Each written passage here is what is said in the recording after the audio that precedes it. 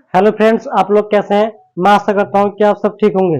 देखिए, आज आपके लिए एक बहुत ही बेहतरीन वीडियो हम लेकर आए हैं और आज ही नहीं, अब कंटिन्यू हम वीडियो आपको अपलोड किया करेंगे। और देखिए, आज से जो हमारा लक्ष्य है वो आपको जीएस पढ़ाने का है, जीके पढ़ाने का है। जो बच्चे ये कहते हैं कि सर हमारे लुसेंट याद नहीं होती, हम लुसेंट में से क्या पढ़ें, हमारे समझ में नहीं आता, हम लुसेंट का हर एक पेज आपको दिया करेंगे। मतलब ये कि लुसेंट की हम नोट्स बना रहे हैं और अपने साथ साथ तुम्हारे भी नोट्स बनवाएंगे कि तुम्हें याद कैसे करना है। ये सभी कुछ इस लुसेंट के अंदर आएगा। देखिए, ये बहुत ही अहम, बहुत ही बेहतरीन वीडियो होने वाली है। मेरा ये आज पहला लेक्चर है। इसी के साथ मैं आपको हर एक लेक्चर के साथ हर एक वीडियो अपलोड किया करूंगा।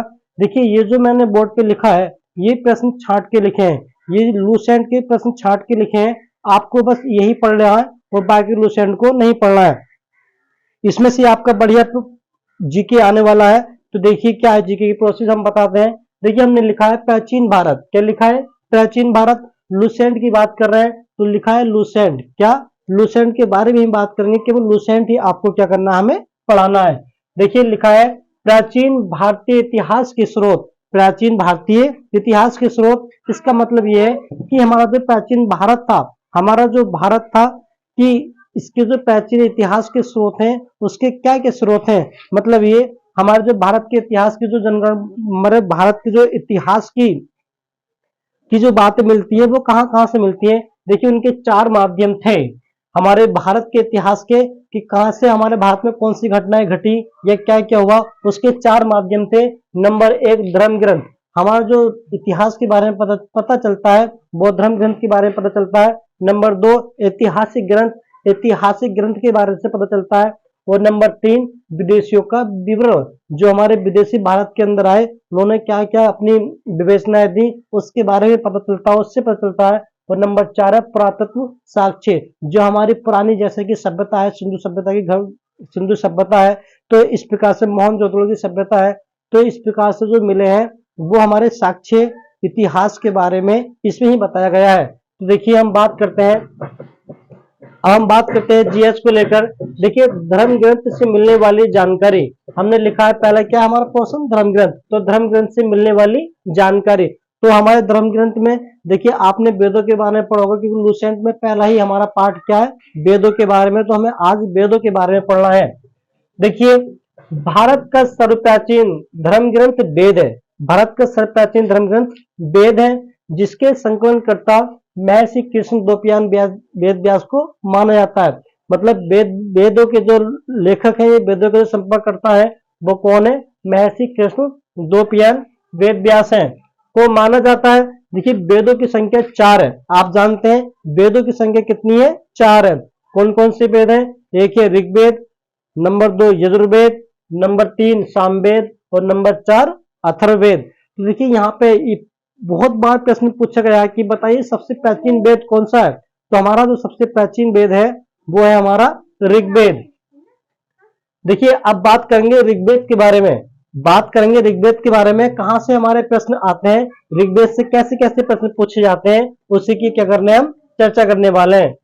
देखिए, रचनाओं के क्रमबद्ध संग्रह को ऋग्वेद कहा जाता है। पूछा जाता है कि ऋग्वेद किसे कहते हैं। देखिए, रचनाओं के क्रमबद्ध संग्रह को, जिसमें क्रम से डिटेल से बातें दी गई हैं, उसे क्या कहा जाता है? ऋग्वेद कहा जाता है।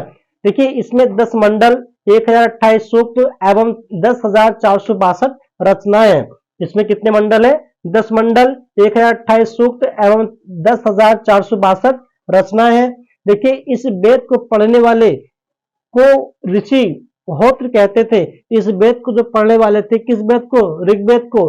ऋग्वेद को जो पढ़ने वाले ऋषि थे उन्हें होत्र कहते थे। क्या कहते थे? होत्र कहते थे। देखिए, वेरी वेरी मोस्ट इंपोर्टेंट प्रश्न, विश्वामित्र द्वारा रचित ऋग्वेद के तीसरे मंडल में सूर्य देवता सावित्री को समर्पित गायत्री मंत्र बहुत पूछा गया है। बताइए, गायत्री मंत्र किस वेद में आता है? ऋग्वेद में आता है। बहुत बार पूछा गया है, बताइए विश्वामित्र द्वारा रचित गायत्री मंत्र किसके लिए समर्पित है? तो किसके लिए समर्पित है? सावित्री के लिए समर्पित है। देखिए, इसके 90 मंडल में देवता सोम का उल्लेख है। अब बहुत बार ये भी पूछा गया है कि बताइए 90 मंडल में किस देवता का उल्लेख किया गया है। तो 90 मंडल में किस देवता का उल्लेख किया गया है? 90 मंडल में देवता सोम का उल्लेख किया गया है। देखिए, इसके 8वें मंडल की हस्तलिखित रचनाओं को खिल कहा जाता है। इसके 8वें मंडल की हस्तलिखित रचनाओं को क्या कहा जाता है? खिल कहा जाता है। देखिए, चातुर्वर्णीय समाज की कल्पना ऋग्वेद के 10वें मंडल में मिलती है। बहुत बार प्रश्न पूछा भी गया है, बताइए चातुर्वर्णीय समाज किस वेद में मिलता है? तो किस में मिलता है? ऋग्वेद में। और किस मंडल के अंतर्गत आता है? तो किस मंडल के अंदर आता है? 10वें मंडल के अंदर आता है। देखिए, ऋग्वेद में अघन्य शब्द का संबंध जो है वो गाय से है। ऋग्वेद में जो अघन्य शब्द का संबंध किससे? गाय से है। या आप कह सकते हैं अघन्य शब्द जो कहा गया है ऋग्वेद में वो गाय के लिए कहा गया है। ऋग्वेद में इंद्र के लिए 250, ऋग्वेद में इंद्र के लिए 250 तथा अग्नि के लिए 200 रचनाएं हैं। ऋग्वेद में इंद्र के लिए 250 तथा अग्नि के लिए कितनी रचनाएं हैं? 200 रचनाएं हैं। देखिए, वैदिक साहित्य में ऋग्वेद के बाद सप्तक ब्राह्मण का स्थान आता है। कभी प्रश्न पूछा जाता है, बताइए वैदिक साहित्य में ऋग्वेद के बाद किसका स्थान आता है? तो वैदिक साहित्य में ऋग्वेद के बाद सप्तक ब्राह्मण का स्थान आता है। देखिए आगे, वामन अवतार के 3 पदों का उल्लेख ऋग्वेद में मिलता है। जो हमने वामन अवतार है उनके 3 पदों का उल्लेख जो मिलता है वो किसमें मिलता है? हमारा ऋग्वेद में मिलता है। आप इसका स्क्रीनशॉट ले सकते हैं और स्क्रीनशॉट लेके अपना खुद का भी नोट्स बना सकते हैं। आपको बार बार लुसेंट की सारी चीजें पढ़ने की आवश्यकता नहीं है, जो बेस्ट है वही हम आपको समझा रहे हैं। आप स्क्रीनशॉट ले लीजिए। हम आपको पहले ही बता चुके हैं कि हमने जो ये फैक्ट रखे हैं वो लुसेंट बुक से रखे हैं। जो बच्चे ये कहते हैं कि हमारे सर लुसेंट याद नहीं होती, लुसेंट का जीके याद नहीं होता, तो हम उसके आपको नोट्स बनवा रहे हैं। आप ज्यादा मत पढ़िए, जितना हम पढ़ा रहे हैं केवल हमारे कंटिन्यू रोजाना आप एक वीडियो देखते रहिए। तो देखिए, आपको सारे फैक्ट पर क्लियर हो जाएंगे। तो हमने भी आपके बारे में, अर्थवेद के बारे में आपको अभी बताया है। देखिए, सेकंड नंबर पे नंबर 2 आता है हमारा यजुर्वेद। अब जितने भी क्वेश्चन तुम्हारे यजुर्वेद से बनते हैं तो वही क्वेश्चन हम आपको लेकर आए हैं। देखिए, यजुर्वेद होता क्या है, देखिए, इस वेद में मंत्रों तथा बलि के समय नियमों का पालन करना यह संकलन यजुर्वेद कहलाता है। इसका मतलब ये है, कभी कभी बहुत बार प्रश्न पूछ लेता है कि बताइए बलि के समय मंत्रों का किस वेद में प्रयोग किया गया है? तो कौन सा वाला वेद है? वो हमारा यजुर्वेद है। इसके पाठककर्ता को अर्धवायु कहते हैं। क्या कहते हैं? इसको पढ़ने वाले को हम क्या कहते हैं? अर्धवायु कहते हैं। क्लियर है?